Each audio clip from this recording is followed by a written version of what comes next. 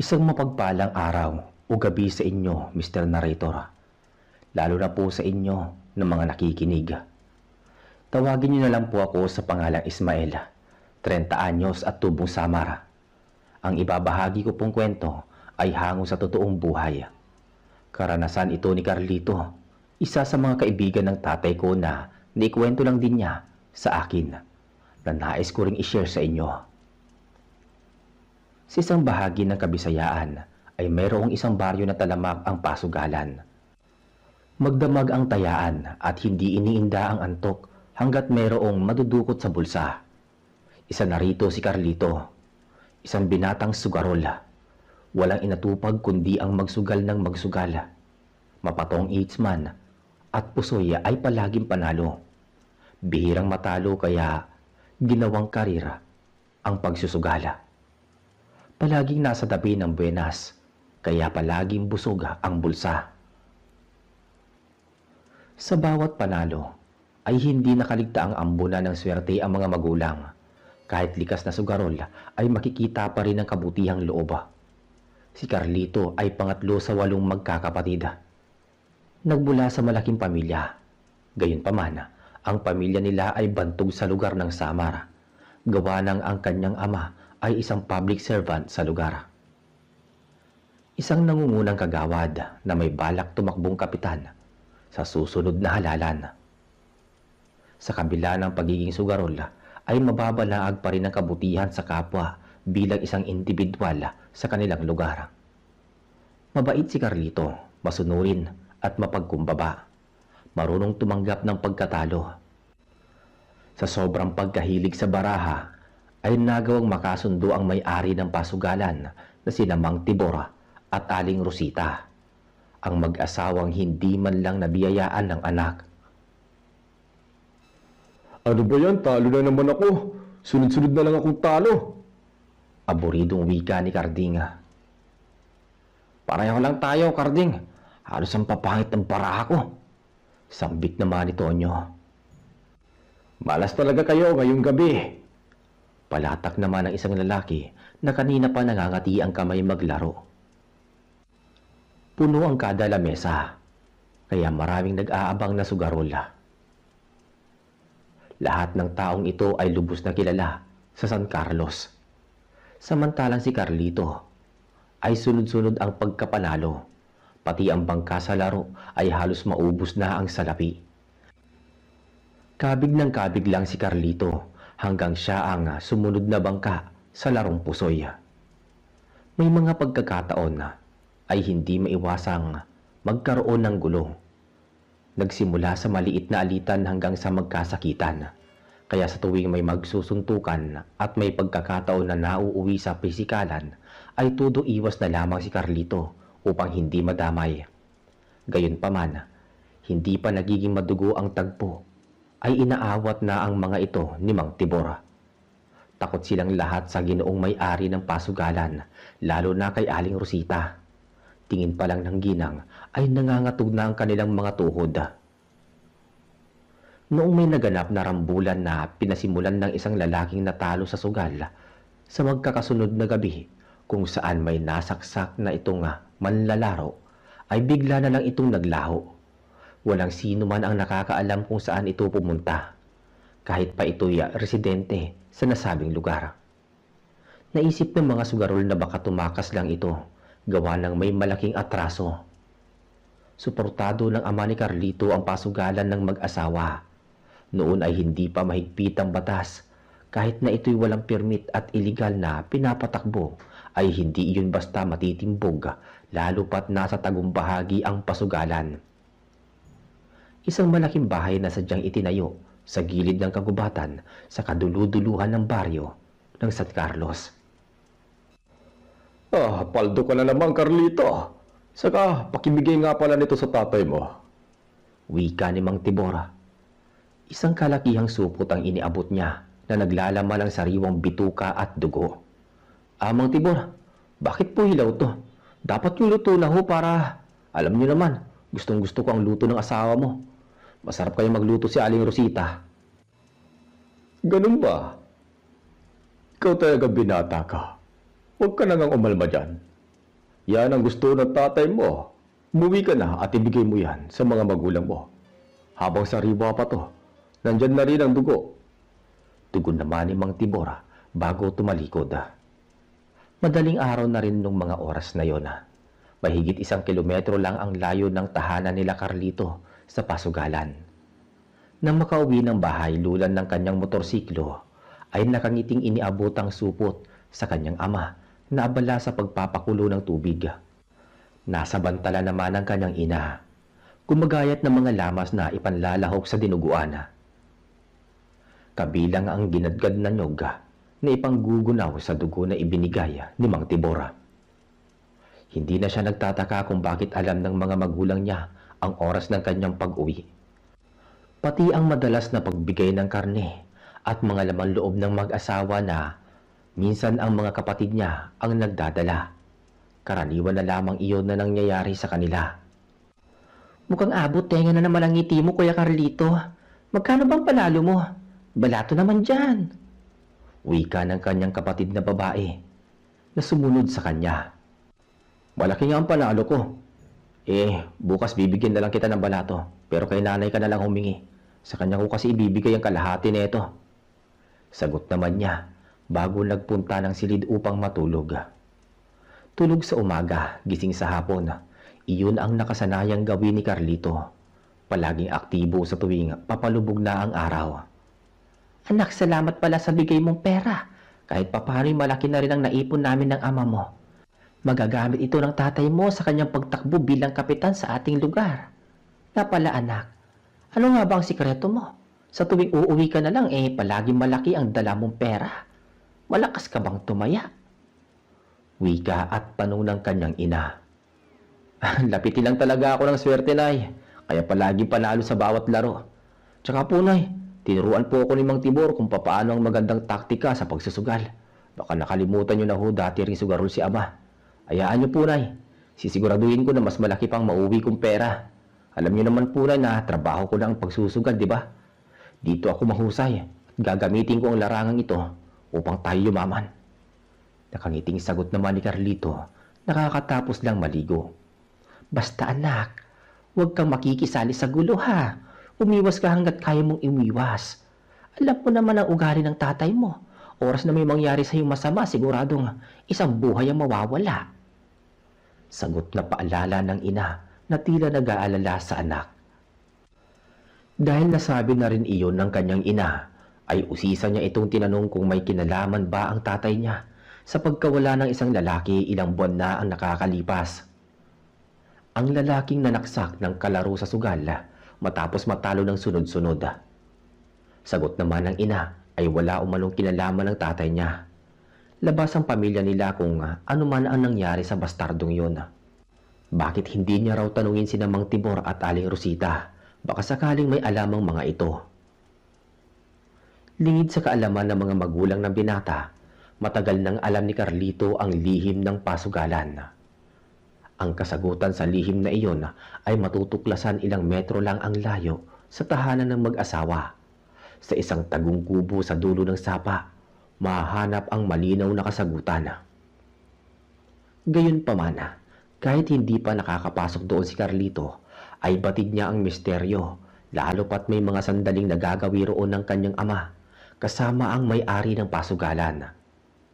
Sa loob ng pinaglalaruan ng mga baraha, ay mayroong mga kondisyon na kailangang sundin ng mga sugarola. Karamihan sa mga manglalaro ay nagsisimula sa iisang barangay, ngunit may mga iilang napapadpad na hindi taga roon. Sila ang mga hinikayat ng ibang mga kakilala na ginawang pangalawang tahanan ang pasugalan. Kabilang sa mga manlalaro ang binatang si Elmo, isa sa pinakamatalik na kaibigan ni Carlito na walang iba kundi ang aking ama. Isa sa mga kapatid na babae ni Tatay Elmo ang napupusuan ng binata, subalit ayaw sa kanya ng dalaga. May nagugustuhan itong iba. Sa halip na magselos ay tinanggap na lamang ang pagkabigo. Kung swerte siya sa sugal ay malas naman siya pagdating sa pag-ibig. Ang isa sa mga dahilan kung bakit ayaw ng dalaga kay Carlito, yun ang pagiging sugarol niya. Ngunit walang kaalam-alamang dalaga na isa ring talamak na sugarol ang kanyang nagugustuhan. Sa ibang lugar ito nakapwesto. Bukod sa baraha, ay mahilig din itong uminom ng alak at malakas manigarilyo. Kumbaga uso pa noon ang mga ligaw tingin. Kahit taga-kabilang purok si Tatay Elmo, ay hindi iyon naging sagabal upang kaibiganin niya si Carlito. Itinuring niya na parang tunay na kapatid. Pareho ang kahiligan mula pa noong sila'y nagbibinata. Elmo, gusto mo ba maglaro mamayang gabi? Kahit tumaya ka lang sa akin, sigurado na ang panalo natin. Pakiramdam ko mukhang suswertein ako ngayong gabi. Nangangati kasi itong mga kamay ko eh. Napapangiting wika ni Carlito sa kaibigan matapos ihinto ang motor sa tapat ng tahanan nito at bagyang pinasadahan ang koral kung saan nagwawalis ang dalaga. Ano ba talaga ang pinunta mo rito, kapatid ko? Halata naman sa'yo na kapatid ko ang sadya mo eh. Kanina ka patingin ang tingin sa bakuran. Tugon naman ni Tatay Elmo. Ano ko ba naman, Elmo? Siyempre ikaw ang pinunta ko rito. Pero ang ganda talaga ng kapatid mo, pre. Hindi ko maiwasan na di siya tignan eh. Kaso ang sungit niya sa akin. Nga pala pare, sila na ba nung lalaking nagugustuhan niya? Tanong ni Carlito. Malabong maging sila. Alam mo pre, pantay sarado ko ang kapatid ko. Mas gusto pa nga kita para sa kanya eh. Kaso ayaw talaga ng kapatid ko sa'yo. Sugarol ka kasi pre. Abay, nagsalita ang hindi mahilig sa baraha. Pareho lang tayo pre. Hayaan mo lang kapatid mo. Malay mo balang araw sa akin din bagsak niya. Kung mangyari yon, gagawin kong ingrande ang aming kasal. Magpapakatay ako ng maraming baboy. Loko ka talaga, Carlito. Hanggang ngayon palabiro ka pa rin. Teka, maiba nga tayo. Malaki ba pre ang baon mo? Kasi kaunti lang pera ko eh. Kung papahiramin mo ko, sasama ko sa'yo mamayang gabi. Walang problema sa pera pre. Ikaw pa, malakas ka sa akin eh. At simula sa araw na to, magbayaw na tayo. Ayos lang ba sa'yo, bayaw? Tarantado. Saka mo na ako tawagin bayaw kapag nabihag mo ng puso ng kapatid ko. Balikan mo na lang ako mamaya. Maliligo pa kasi ako eh. Bago pa takbuhin ang motor, ay nagawa pa ni Carlito na tawagin ang pangalan ng dilaga at banayad na ang umiti. Subalit tinaasan lang siya nito ng kilay. Kinagabihan, pagkarating nila sa pasugalan, ay dinig kaagad ang malulutong na tunog ng baraha sa bawat lamesa. Mga kalansing ng barya na tila nagsisimula pa lang na uminit sa upuan ang mga naglalaro. Tahimik ang lahat at nakabaling lang ang kanilang paningin sa hawak na baraha. Ang iba ay napapatingin kay Carlito na parang may halong pagkainis. May ilang mga dayo at baguhan. Sa isang sulok naman ay nasulyapan niya ang tatlong matanda na tila naghihintay sa pagdating niya. Kausap ng mga taong ito si Mang Tibor at Aling Rosita. Nagawa siyang tawagin ng Ginoo matapos maiparada ang motor. Ang pakay ng tatlo ay makalaban siya kung saan malakas ang kabig ng sino mang mananalo.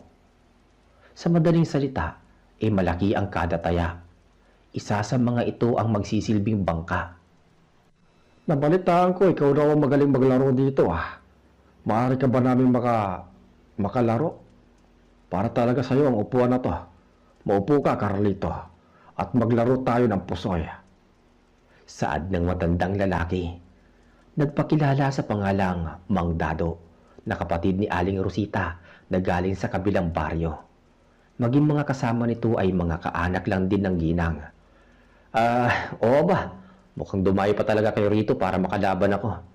Hindi ko tatanggihan ang hamon nyo. Simulan na natin ang laro. Sagot naman ni Carlito nang makaupo. Nang mabalasa ang baraha at may bahagi ng bangka sa bawat isa, ay bumulong ang kaibigang si Elmo na ipupusta niya ang lahat ng perang meron siya. Sa unang bagsak ng baraha ay panalo agad si Carlito. Buo ang lahat, pares na alas ang ulo at straight plus ang gitna at ibaba. Kaya naman higit na nadoble ang panalo ni Tatay Elmo. Sa muling pag-ikot ng baraha at sa pagkasunod na lapag ay magkakasunod ang kanyang panalo. May mga sandali ring natatalo ngunit sa bandang huli ay napurnada ang bangka. Habang tumatagal ay palaki ng palaki ang taya. Makalipas ang ilang oras ay nalimas ni Carlito ang pera ng mga kalaro. Gayunpaman, hindi hinusgahan ng mga dayo ang husay ng binata at hindi nag-isip na ito'y may halong pandaraya. Naging patas ang laban. Sa halip na magalit ang kapatid at kaanak ni Aling Rosita, ay natuwa pa ang mga ito dahil nakahanap sila ng katapat. Aba, napakahusay mo, Carlito. Halata may pinagmanahan ka. Ganyan na ganyan din ang tatay mo noong kabataan niya. Halos palagi niya kaming natatalo. Marahil hindi mo ako natatandaan. Alam mo bang palagi kita noong kinakarga sa tuwing pumapasyal kayo sa bahay? Minsan, dumayo ka rin sa aming lugar. Malakas ang tayaan doon. Saka huwag kang mag-alala. Sagot ko ang buhay mo. Magiging ligtas ka doon dahil teritoryo ko ang lugar na yon. Oo nga, Carlito. Siguradong kapag doon ka naglaro, siguradong higit pang perang hahawakan mo pag nanalo ka. Sad naman ng isang matanda. Nagawa pang hawakan sa balikat ang binata. Wika pa ni Mang Dado, 3 araw silang magtatagal sa lugar. Gawa ng malapit na umano ang kaarawan ni na Aling Rosita. Tutulong sila sa pagkatay ng mga baboy na ipanghahanda. At dahil sa malaking panalo, nakiusap si Tatay Elmo na mauuna nang umuwi. Hindi kasi ito mapalagay nung mga oras na yon na parang may bumabagabag sa kanyang isipan. Ihatid na kita, pre. Wika ni Carlito. Mabuti pa nga, pre. Ewan ko ba kung bakit kinakabahan ako. May tumutulak sa akin umuwi ng bahay Sagot naman ni Tatay Elmo na tila kinakabahan talaga. Habang dahan-dahan ang takbo ng motorsiklo, ay nasalubong nila ang umiiyak na dalaga na parang inabangan ang kanilang pagdating. Sapo ang dibdib at mababakas ang takot sa muka. Anong nangyari sa'yo, Alena? Tanong ni Tatay Elmo sa bunsong kapatid. Kuya Elmo, ang nanay sinugod ni ate sa ospital. Humahagulgol na sagot ng dalaga. Teka, ano bang nangyari kay inay? Tanong muli ni Tatay Elmo habang si Carlito naman ay tahimik lang na pinagmamasdan ang dilaga na may bigat sa dibdib. Inatake siya sa puso. Sagot ni Elena. Wala noon ang kanilang ama. Nasa Maynila ito at doon nagtatrabaho bilang construction worker. Hindi magawang makaalis ng dalaga dahil walang maiiwan sa kanilang bahay. Kaya naman, nagmagandang loob si Carlito. Nagpaiwan si Tatay Elmo at hinatid niya ang dalaga sa pagamutan upang alamin kung ano ang nangyari sa ina. Doon sa ospital ay nadatnan nila ang inang walang malay. May swero sa kamay, katabi ang ilang aparatos.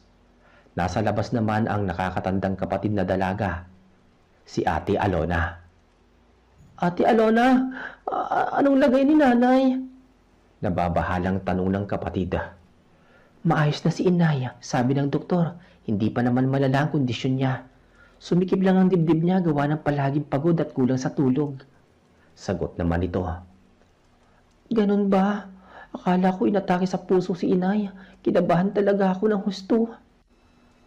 Dagdag pa ni Alona na makakalabas na umano ang kanilang ina kinabukasan. Ang payo ng doktor, iwas-iwasan ang kakaisip ng problema. Sinamantala ni Carlito ang pagkakataon. Nagpakitang gilas siya sa sinisintang dilaga. Siya ang nagbayad sa mga gamot hanggang sa paglabas ng ospital.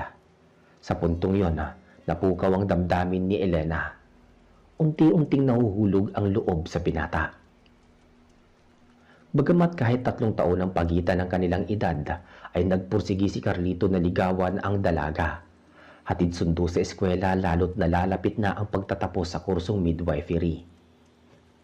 Nagsimula ang dalawa sa simpleng paglabas, pamamasyal sa bawat parke at minsan naman ay naliligo sa dagat. Masaya naman si Tatay Elmo dahil nagkatotoo nga ang nais mangyari ng kaibigan na mapaibig ang kapatid niya. Kinalaunan, naging magkasintahan ang dalawa. Halos ibigay lahat ni Carlito kung ano ang magpapasaya kay Elena.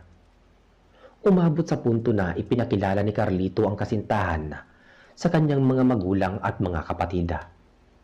Palaging kinukumbidang kumain kasama ang buong pamilya. Ngunit sa likod ng kanilang mainit na pagmamahalan ay isang dugoang puso ang labis na nasaktan. Puno ng galit ang mga mata na tila nais pumatay ng tao. Ang lalaking ito ay ang unang hinahangaan ni Elena. At malalim din ang pagkagusto nito sa dalaga, lalo pat minsan na silang nagkamabutihan. Patagong nagkikita, ngunit hindi nagbunga simula nang dumating sa buhay ng dalaga si Carlito. Isang gabi kung saan angkas ni Carlito ang nobya para sa paggunita ng kanilang unang buwang anibersaryo na gaganapin sa isang kilalang kainan sa sentro, ay may naghihintay palang panganib sa kanilang pag-uwi. Matapos kumain sa labas at naglibot-libot sa plaza, ay nagkayayaan ng umuwi. Habang lula ng motorsiklo at binabagtas ang madilim na kalsada pabalik ng baryo, ay hinarang sila ng isang grupo na binubuo ng 5 kalalakihan na pawang may mga hawak na tubo. Sa gilid ng daan ay may nakaparadang 2 motorsiklo. Dahil kilala ng dalaga ang isa sa mga lalaki na dati nitong manliligaw, ay sinabihan niya si Carlito na ihinto muna ang motor. Akala niya simpleng pag-uusap lang ang magaganap. Nagulat na lamang si Carlito nang may humampas ng tubo sa kanyang ulo, dahilan upang sumemplang sa pagkakaupo sa motor. Isang lalaki ang humawak sa mga kamay ng dalaga, habang ang iba ay nagtulungan na pabagsakin si Carlito. Matapos nilang pagpapapaluin ng tubo, ay pinagsusuntok pa nila ito. Walang nagawa si Elena, kundi ang sumigaw ng sumigaw. Humingi ng tulong na baka sakaling may makarinig at may mapadaan na ibang sasakyan, lalo't liblib sa gawing iyon kung saan sila tinambangan. Nagpumiglas ang dalaga at balak damayan ang dugo ang kasintahan, ngunit hindi sapat ang kanyang lakas upang makawala sa mga bisig na pumipigil sa kanya. Dama ni Carlito ang matinding sakit sa bawat paghinga.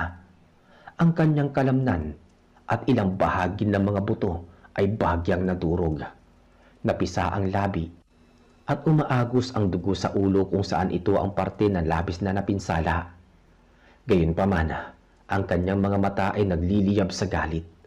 Nais niyang gumanti sa mas masakit na paraan. Yung tipong dudukutin niya ang puso ng mga ito at paggugutay-gutayin ang bawat hibla ng laman. Ngunit may pumipigil sa kanya na huwag iyong gawin dahil malaki ang epekto nito sa kanilang relasyon ni Elena. Higit sa lahat ay magdudulot iyon ng kasiraan sa kanilang pamilya oras na mailantad ang natatagong anino sa likod ng kanilang angkan. Pweh! Isa kang malaki lampa!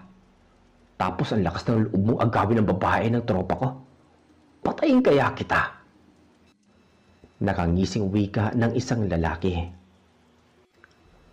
Wag tol, mas mainam na wag natin siyang papatayin.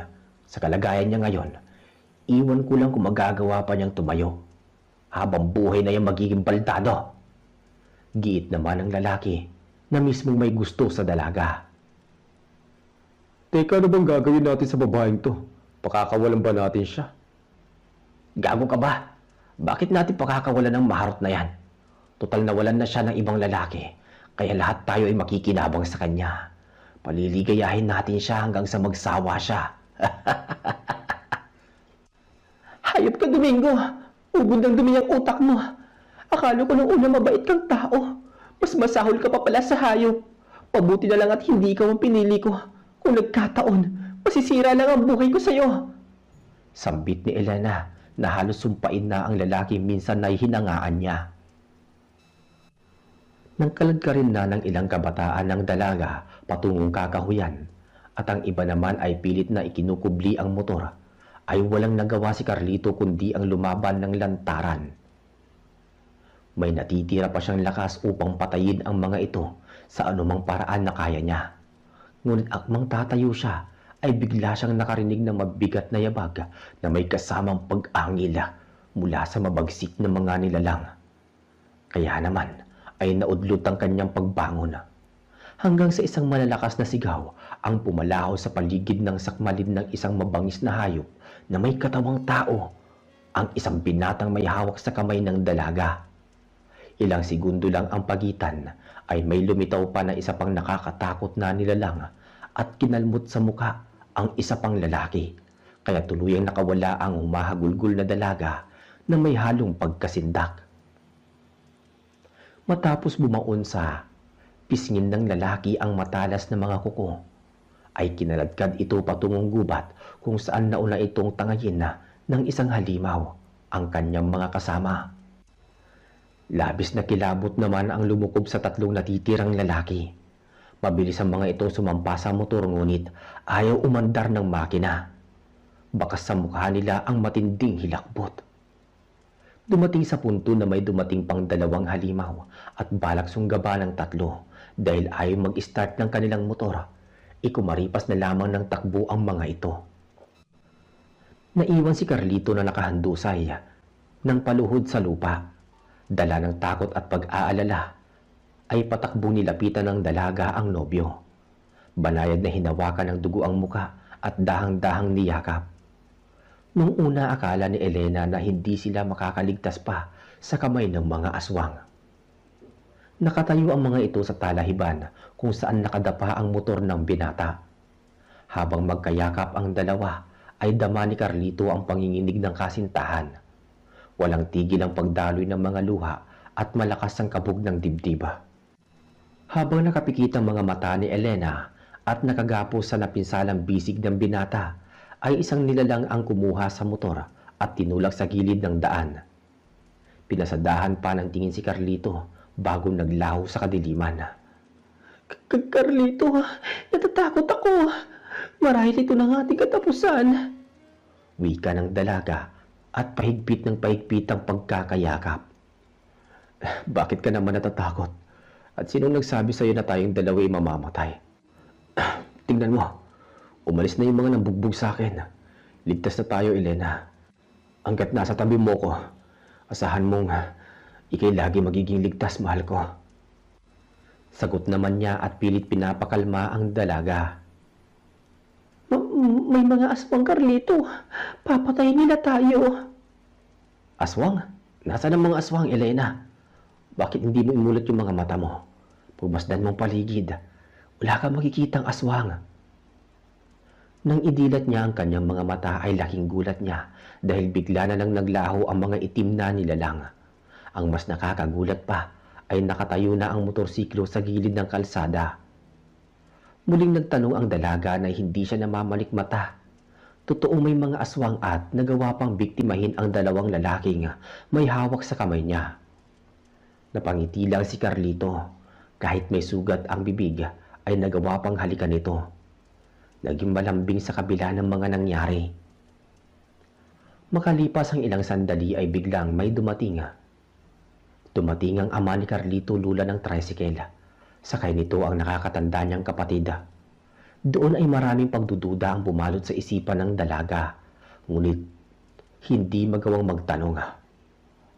Anak, kaya mo bang maglakad? Bungad na tanong ng kanyang ama. Kaya ko po, tay.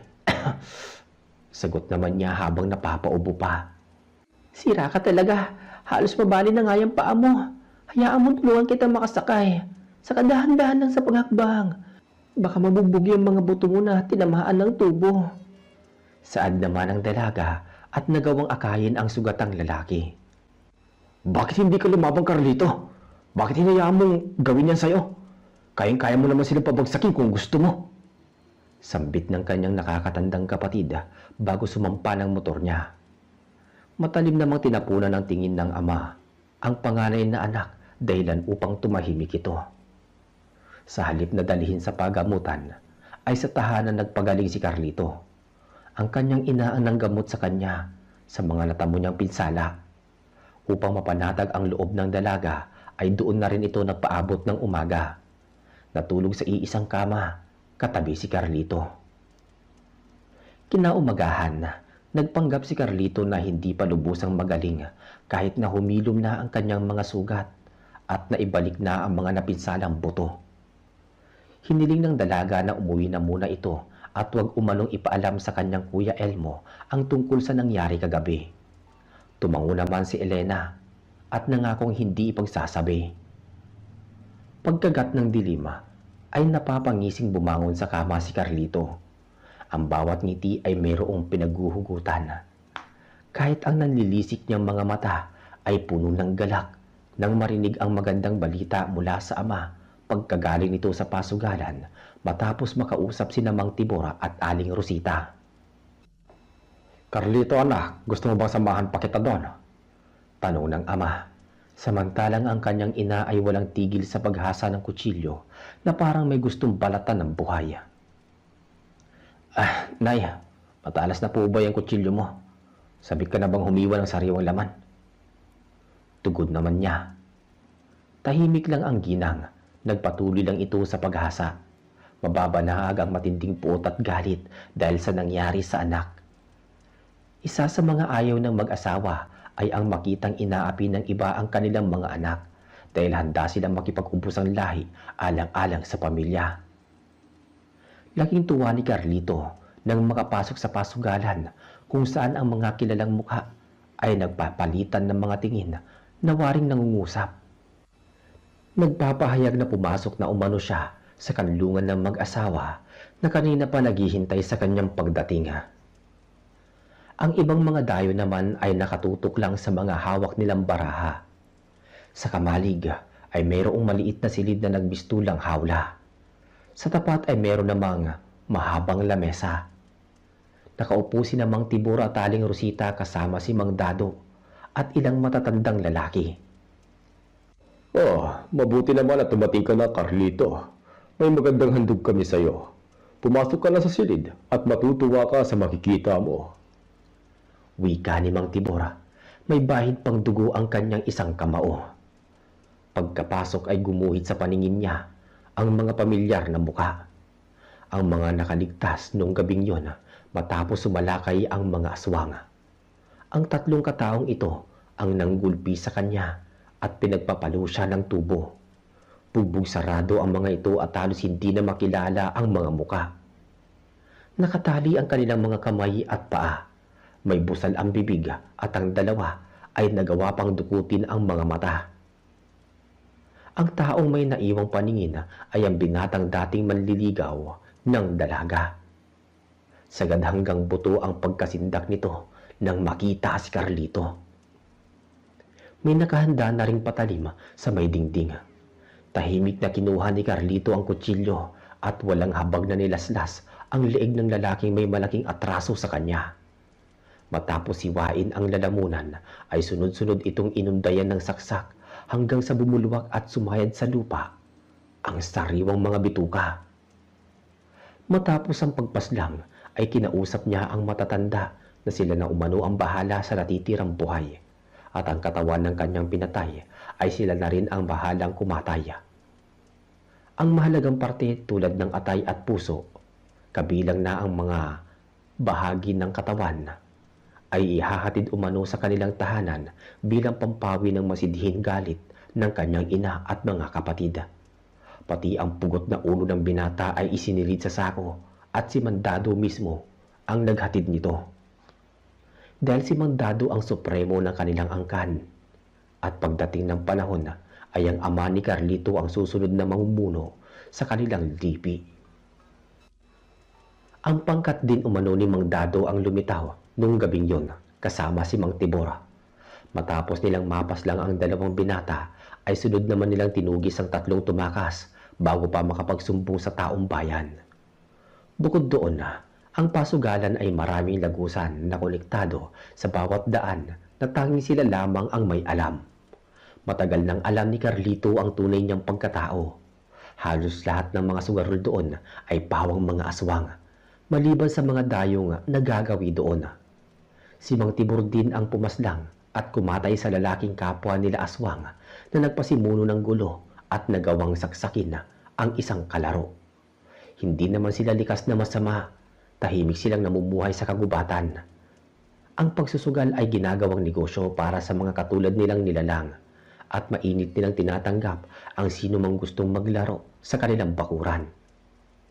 Sa likod ng pagiging aswang ni Carlito ay hindi iyon naging hadlang sa pagkakaibigan nila ni Tatay Elmo.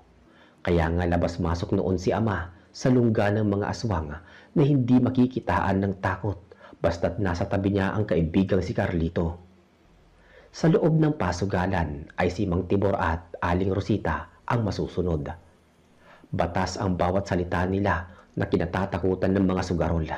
Kahit si Carlito ay hindi maiwasang matakot sa mag-asawa sa tuwing may nagaganap na gulo sapagkat isang buhay ang basta na lang maglalaho. Ang galit sa puso ng kanyang ina ay biglang napawi nang makita at mahawakan ang laman at lamang loob na nanakit sa kanyang anak. Ginawang hapunan ng mag-anak, pinulutan ng matatandang aswang at nagawa pang ipamahagi sa bawat pamilya sa kaduluduluhan ng baryo ng San Carlos. Hindi nagtagal ay ipinagtapat ni Carlito sa kasintahan kung ano ang nakatagong lihim ng kanilang pamilya. Imbis na magulat at matakot ay naging kalmado pa ito at nagwikang tanggap siya nito kahit isa pa siyang aswang. Alam na umano ni Elena ang lahat. Nasabi na ito ng kanyang kapatid. Tinupad noon ni Carlito ang pangako kay Tatay Elmo. Magkasama sila ni Elenang humarap sa altar, nanumpang magsasamang habang buhay sa hirap man at ginhawa. Magarbo ang naganap nilang kasal. Bumaha ng handa at maraming dumalo na nanggaling pa sa mga liblib na bahagi ng Samar mula sa angkan ni Mang Dado at ibang kaanak ni Mang Tibor at Aling Rosita. Pati ang mga sugarol na aswang ay imbitado sa kasal.